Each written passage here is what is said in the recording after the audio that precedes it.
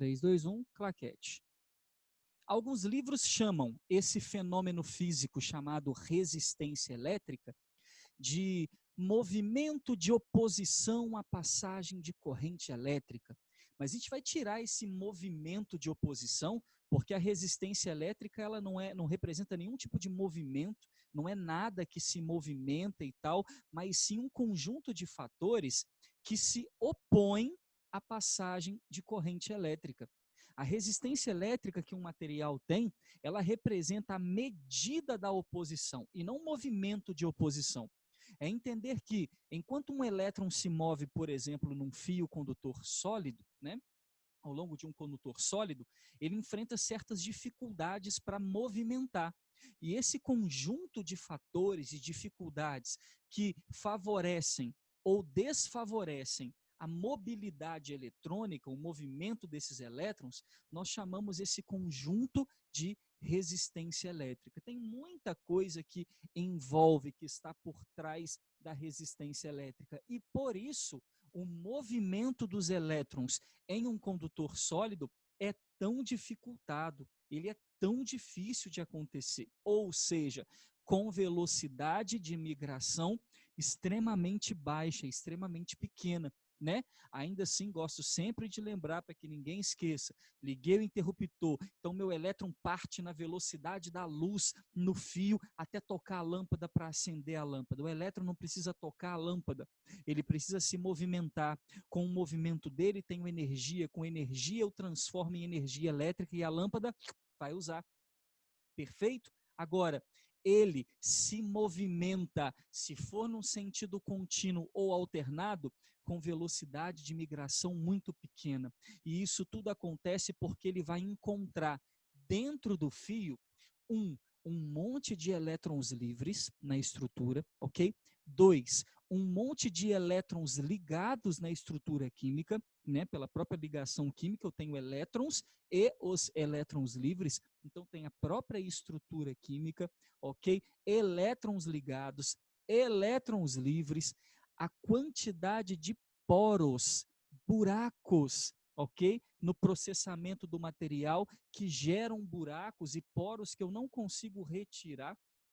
Todo o material vai ter lá uma quantidade de poros que são buracos nanométricos, muito pequenos, mas que o elétron, ao se deparar com certos buracos, ele tem que dar a volta, ele não pode saltar por ele. Então nós temos, além dos poros, elétrons livres, estrutura química, impurezas no material. Aí eu quero um fio de cobre, mas no próprio processo de fabricação dele, eu sei que alguma sujeira vai penetrar ali. Existe uma associação chamada Associação Brasileira de Metais, e também tem internacional, obviamente, que define a quantidade de impurezas aceitas dentro de um material. Okay? Todo material é impuro, não existe nenhum material de pureza 100%. Se eu não me engano, 99,999999, 6 zeros na frente, por cento de pureza, é um grau de pureza chamado grau diamante. Mas todo material tem uma impureza dentro dele, normal do processo de fabricação. Esse conjunto de fatores, todos que eu acabei de listar, é o que determina para o nosso material a resistência elétrica. Ok? Então, representa para nós um conjunto de fatores.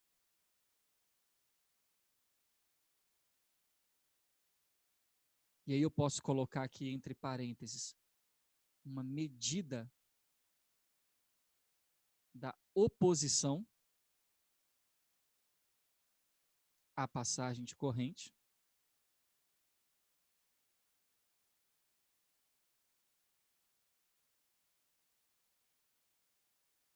Um conjunto de fatores que minimiza o que, Joe? A mobilidade eletrônica.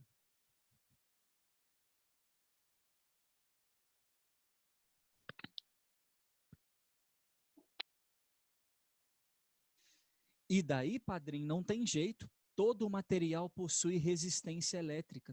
Todo condutor e todo material vai produzir, inclusive eu e você, né? Quando se fala de efeito fisiológico da corrente elétrica, o choque elétrico, o nosso corpo tem resistência elétrica à corrente, ao choque elétrico. Ela tem uma certa resistência.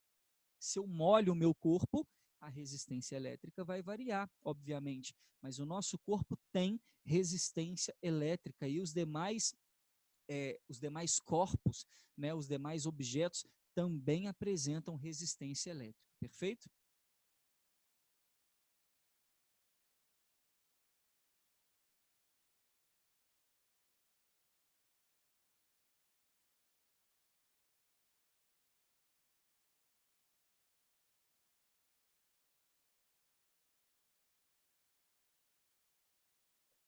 Perfeito? Então, essa medida de oposição a gente chama de resistência, e todo material possui a resistência elétrica.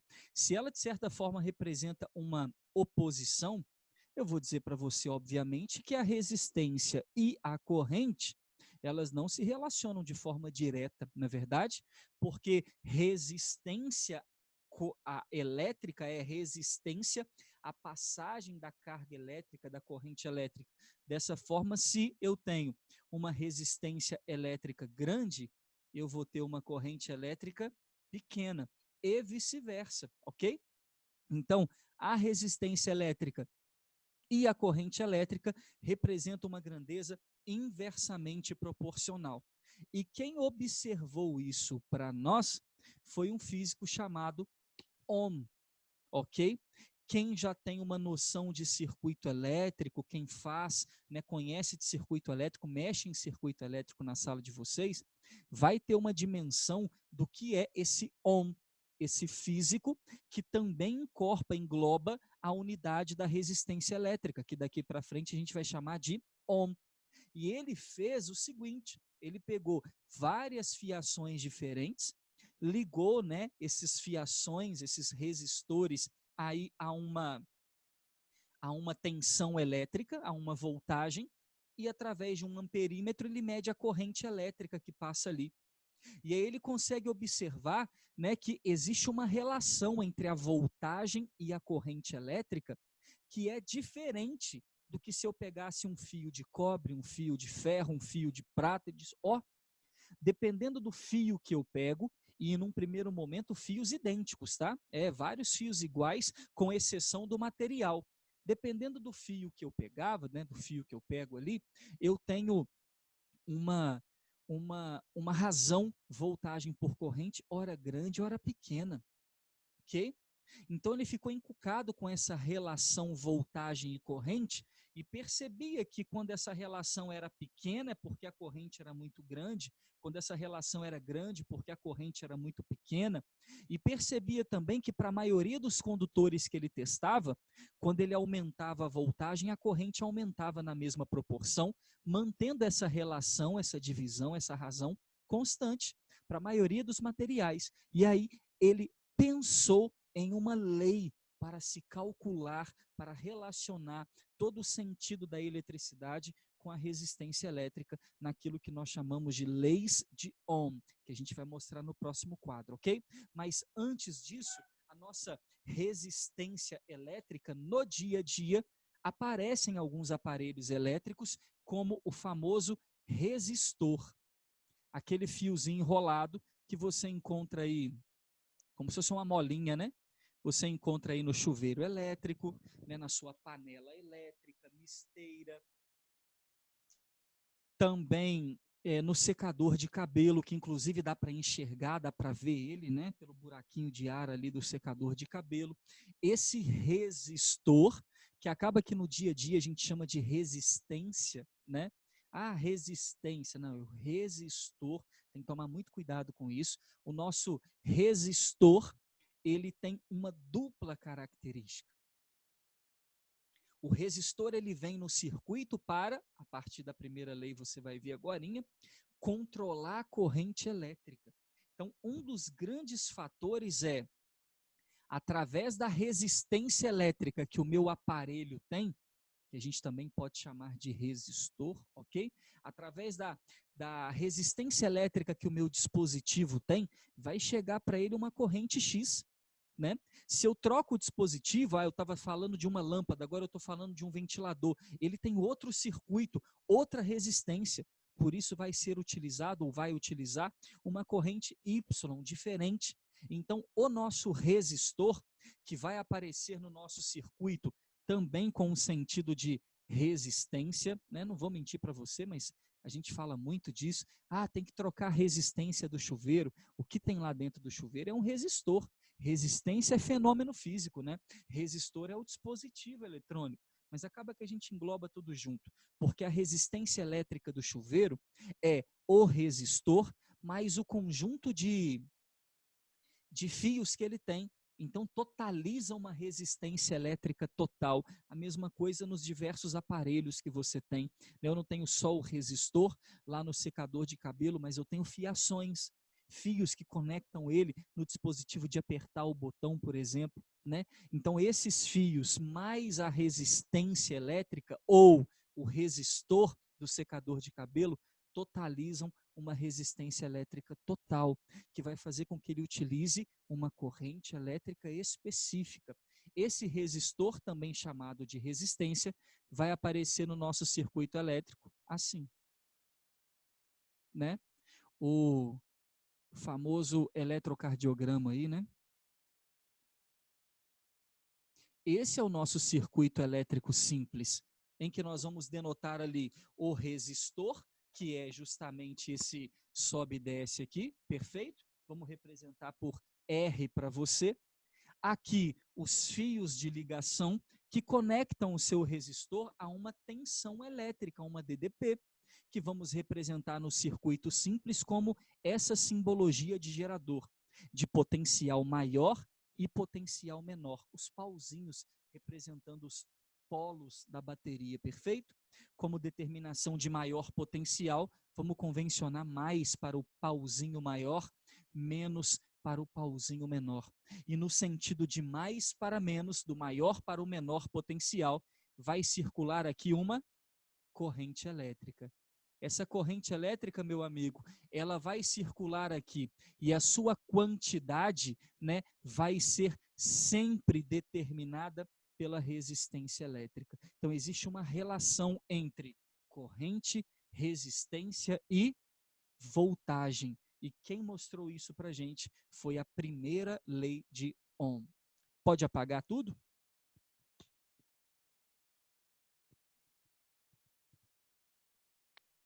Fique à vontade. Não entendi. Ô, Sóia, Oi. cada corzinho do resistor significa uma coisa?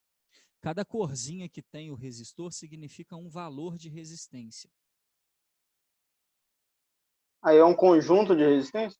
Alguns casos, sim. Tá. Quem já abriu radinhos aí sabe do que o Terra está falando.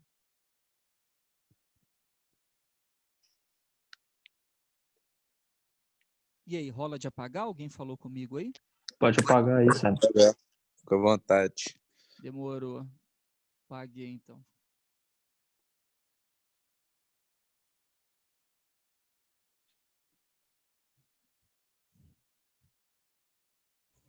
Ô, Sam, você tem que arrumar um jeito de colar esse microfone no peitoral aí, igual o Silvio Santos.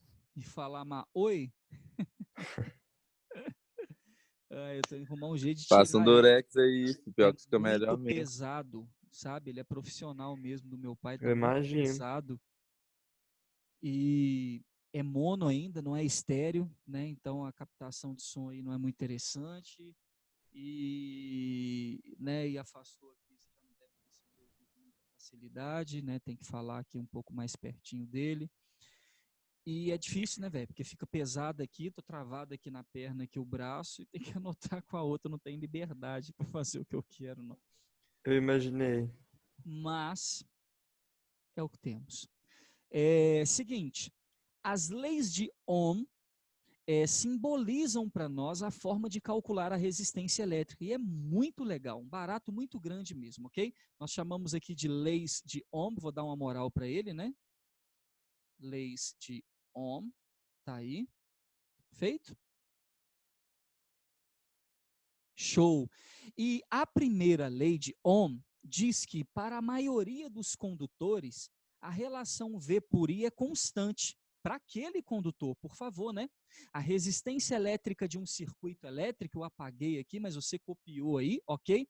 Pela primeira lei de Ohm, é dada através de Rho V por I. Essa é a relação, a razão que eu estava falando para você entre a tensão e a corrente, que eu tanto falei aqui para você na outra explicação.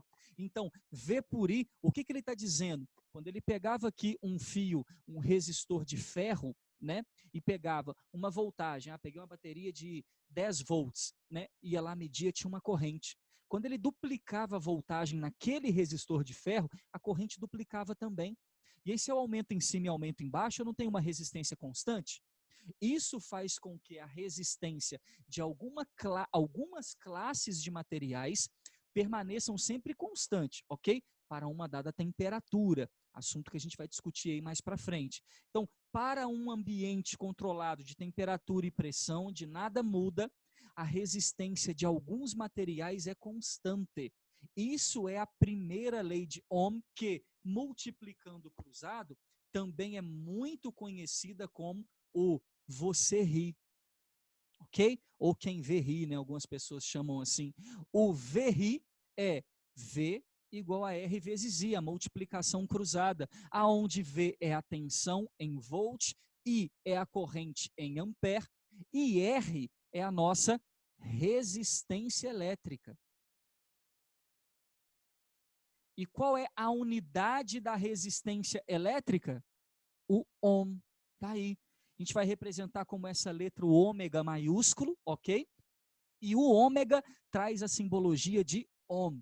O-H-M. Então, o meu resistor tem uma resistência de 1 ohm, 2 ohms, 3 ohms e por aí vai, ok? Então, ohm é a determinação para nós da unidade da resistência elétrica. Acontece que essa brincadeira de aumenta a voltagem, aumenta a corrente, e a resistência do meu condutor permanece constante, aconteceu para a grande maioria dos condutores, ok? A grande maioria dos condutores, porém não acontecia para todo mundo. Um exemplo que você conhece assim fácil é o tungstênio, daquela lâmpada incandescente antiga, né? Tem um filamentozinho lá, mequetrefezinho, o resistorzinho em cima, aquele filamento fininho, quando um fiozinho fininho, né? Quando ele recebe a corrente elétrica, ele aquece, fica aquecido ao rubro, né, vermelho, e aquele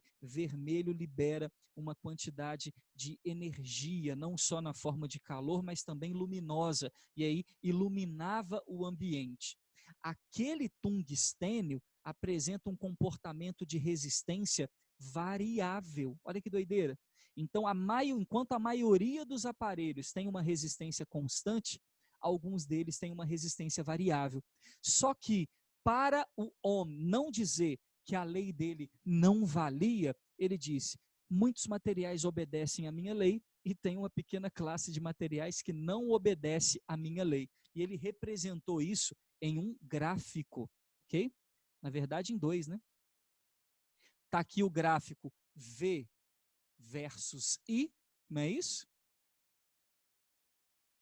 E aí você que é bom de matemática sabe muito bem que se a voltagem aumenta e a corrente aumenta de forma constante, eu tenho uma proporção linear, ok? E por isso, um comportamento onde R, que é quem? A inclinação da reta, está aqui a nossa função, né?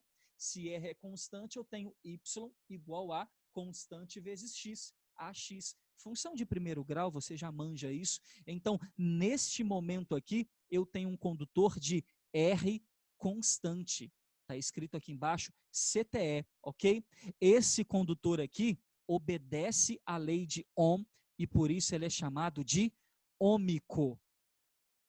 O resistor ômico é aquele que obedece à lei de Ohm.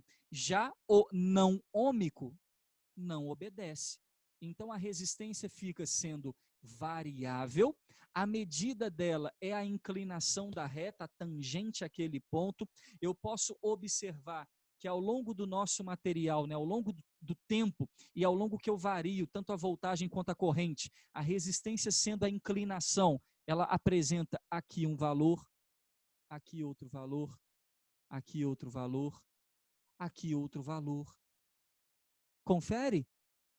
Consegue enxergar isso direitinho aí? Em pretinho? As tangentes a cada ponto desse aqui vai representar uma resistência diferente. E esse material que tem esse comportamento diferenciado, inclusive tem exercício, né, na sua maravilhosa aí, porque é importante para a gente, esse material que tem esse comportamento ficou conhecido como não ômico.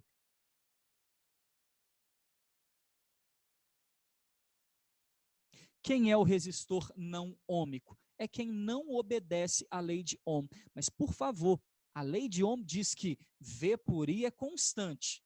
Mas ele não obedece à constância, mas obedece à fórmula. Né? Dê um gráfico como esse. Como calcular a resistência elétrica nesse ponto aqui?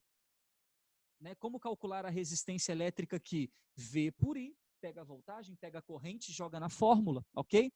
E aqui nesse ponto, V por I, a mesma coisa. Pega o par V e divide por I, e aí a gente consegue calcular a resistência elétrica. Então, resistência elétrica pela primeira lei de Ohm é V por I. Essa fórmula só tem um problema. Qual o problema, Simon? É que para calcular a resistência elétrica de um aparelho, eu tenho que ligar ele. Eu não sei se você concorda comigo, agora experimentalmente falando, você só consegue a resistência de um aparelho se você já não conhecê-la, ligando ele.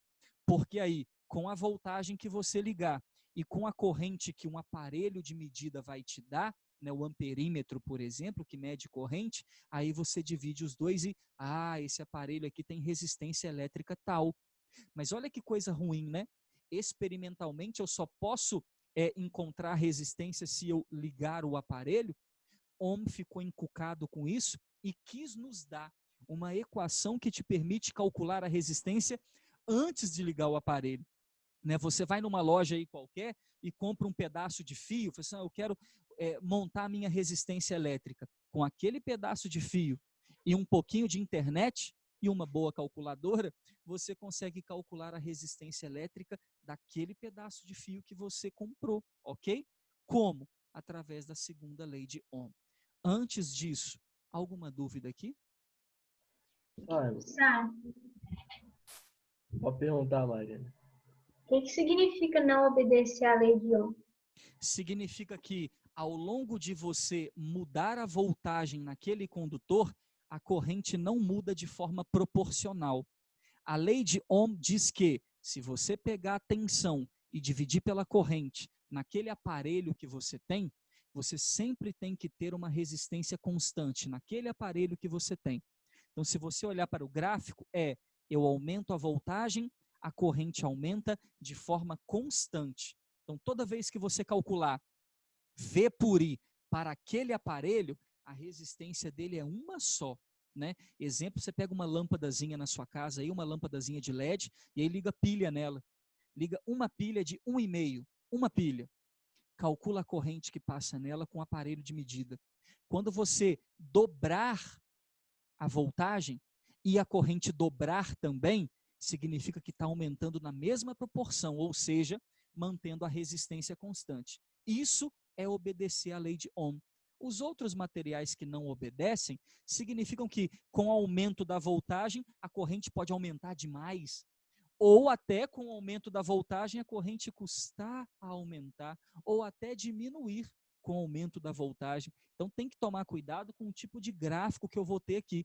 Mas o que significa não obedecer à lei de Ohm? Ter uma resistência elétrica variável. Próximo. Simon, quais que são esses materiais não ômicos? Velho, tungstênio é um deles, telúrio é outro deles, e mais um monte que eu não lembro de cabeça. Nunca ouvi falar nisso aí. O tungstênio? Você lembra da lâmpada antiga? Não sei. Aquela de pintinho? Aquela amarelinha? Essa aqui. É a de pintinho. Lembra dessa lâmpada antiga? Aham. Esse filamento aqui, ó, é feito de tungstênio, aquele fio fininho, né? Inclusive, se você pegasse a lâmpada e balançasse ela demais, você podia até arrancar ele fora daqui e a lâmpada estragar. Ó, Porque só funciona se passar corrente aqui. Aí essa lâmpada sim. tem duas hastes de metal, aonde uma é ligada no fundo dela e uma ligada na lateral, que é justamente para estabelecer o contato elétrico, ok? Porque o soquete da lâmpada que você encaixa, ele tem dois fios, dois contatos elétricos, um na rosca e um no fundo. Não à toa que quando você vai colocar uma lâmpada ligada na tomada para instalar uma lâmpada nova no seu quarto, na sua casa, você tem que dar uma enroscada até ela tocar o fundo. Se você só colocou ali de levinho ali, ela não acende. Aí você dá uma enroscada e ela acende. Então tem que estabelecer aqui um fluxo. Só que esse filamento de tungstênio, ele é tão fininho, ficava encaixado aqui nesse filamento, né, nesses dois filamentos, que acontecia que ele caía com facilidade, ou derretia, ou queimava. Essas lâmpadas queimavam com muita facilidade. Entendi. Ô, Sara, Oi, só te perguntar um negócio. A primeira lei de Ohm, ela fala que é constante, não é? sim, ou R é igual a V por I. Na verdade, para nós vestibulandos, a primeira lei de Ohm diz que R é igual a V por I. É o que eu mais tenho que me ater, ok? Beleza. E, Gabriel, né, e Companhia Limitada, não se atenham, tá? A qual material. Não existe nenhuma questão e nunca vai existir dos tipos de materiais que são assim assado. Essa pergunta ela é vinculada para a química porque existe uma tabela periódica, né? Para que vocês trabalhem segundo ela. Mas fora isso, na física, quais são os materiais supercondutores, semicondutor? Não, nada disso existe, ok? Isso aí é um trabalho que a gente vai se ater lá em química, porque trabalhar com substâncias diferentes, onde eu tenho uma tabela, né, para correr atrás. Aqui não, ok? Ele vai falar para você qual é o material e se ele é ou não é ômico, ou ele vai te apresentar os gráficos para você julgar. E aí é muito simples. Se for uma reta, é ômico. Qualquer coisa diferente de reta não é ômico, ok? E a segunda lei diz que como eu faço para calcular a resistência elétrica de antemão, sabendo que todo fio tem uma área, e aqui você vai calcular a resistência elétrica de um fio, tá? De um condutor sólido. É o que a gente tem para fazer. Então, esse fio tem uma área, estou ampliando ele aqui, né, para você conseguir entender legal. Tem uma área, esse fio tem um comprimento. Essa é a segunda lei? Segunda lei. E esse fio tem uma substância, um material da qual ele é feito. Porque, olha que viagem, os fios tinham o mesmo comprimento e a mesma área. Só que devido a ser de ferro, de cobre, de ouro e de outro metal, tinham resistência elétrica diferente. Aí a ideia de Ohm, eu acho fantástico o que é ser cientista, né? É ele virar e falar assim, e agora se eu manter o mesmo material, mas modificar o comprimento e a área? Né? Eu vou pegar agora só cobre, mas vou fazer um fio fininho, um fio grossão, um fio menos comprido, um fio mais comprido. E quando ele fez os mesmos experimentos usando a primeira lei de Ohm e calculou a resistência elétrica, ele viu que mesmo o material sendo igual, os tamanhos diferentes, as dimensões diferentes, mudavam a resistência daquele material. Ou seja, a resistência de um determinado material depende não só do que ele é feito, mas depende também das dimensões do fio, ou seja, de comprimento, área e etc. Dessa forma, Brasil, ele relacionou o comprimento, a área e do que o material é feito, constante essa chamada na física de ρ, é uma letra grega que em química você usava muito para densidade, não sei se usa, se aparece por aí, mas ρ, que é quase um pezinho, né? Ele representa essa constante chamada de resistividade. Olha que bênção. Lembra dos coeficientes de dilatação? Tipo isso. É dado, é tabelado para você. Então, a resistividade do cobre, do ferro, do ouro e de outros materiais vão influenciar aí no seu cálculo e são tabeladas e, portanto, dadas pelo seu vestibular. L é o nosso comprimento, né? Qual é o tamanho desse fio? E A é a área de secção transversal, né? O que faz o fio ser mais fino ou mais grosso. Como elas se relacionam? Através da rola, ok? A resistência elétrica, pela segunda lei de Ohm, pode ser calculada através de Rho L sobre A. Nossa, Simon. Então, Rho L sobre A, Rho vezes L dividido por A, influencia na resistência elétrica? Sim, influencia.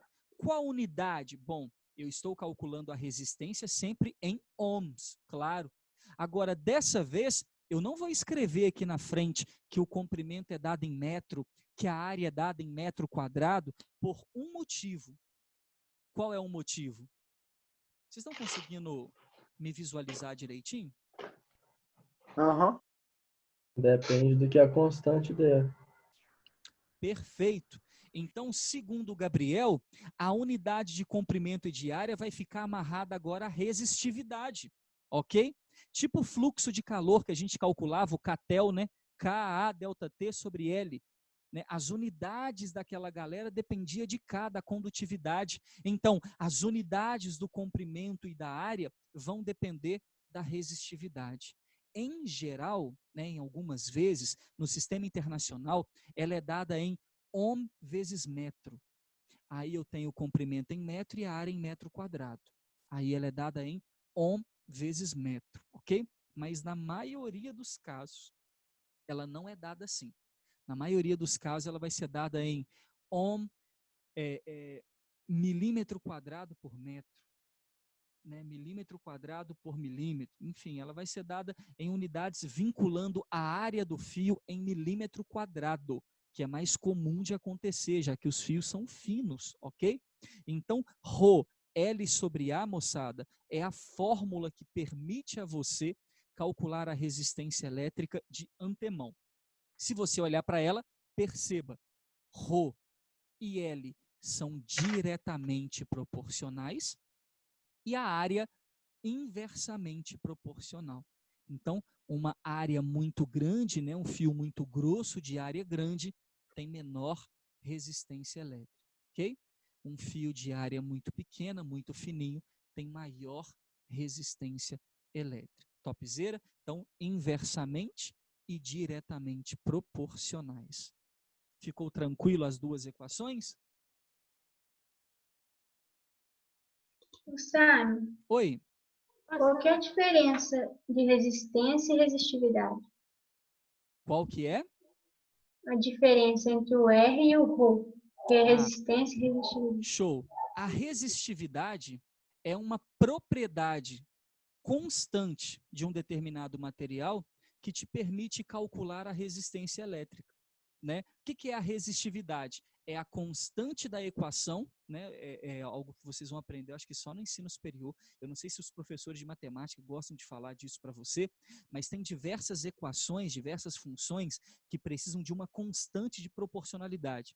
Por isso que a física tem tantas, né? Força elástica, Kx, K é constante. Né? Fluxo de calor, Ktel, K é constante. Lei de Coulomb da força elétrica, tem o K, que é constante. Lá no magnetismo também constante. E agora uma constante, porque se eu pegasse só o L sobre A, não batia com o cálculo de resistência aqui. Porque, por favor, né, essas duas equações são complementares. Se eu pego um resistor e calculo a resistência por aqui e calculo a resistência por ali, o valor tem que dar igual, não é verdade? Só que fazendo só L sobre A, ele não encontrava igualdade. O que ele fez então? Estipulou uma constante para cada material, para que conseguisse fechar, bater a conta, bater com a resistência elétrica. Então, a resistividade é apenas uma constante de proporção da equação. Pronto, cada material tem a sua. Já a resistência elétrica é tudo aquilo que eu expliquei. ok? É um conjunto de fatores, é a medida da oposição à passagem da corrente elétrica. A resistividade é só um caminho para se chegar na resistência do material, para calcular a resistência dele. O ruim é o mesmo nome, né? Mesmo nome não, nome parecido, porque as demais constantes a gente nunca indaga, mas essa aqui a galera sempre indaga, né? O que é a resistividade? Um caminho para calcular a resistência, né? Uma medida, uma pequena medida da resistência do material, só para você ter uma ideia, né? Se a resistividade do ferro é maior do que a do cobre, é porque ele vai ter mais resistência do que a do cobre. Então, é uma medida de antemão, para você já ter uma ideia, uma dimensão do que vai acontecer com a resistência. Copiamos aí? Tirou print? Copiou?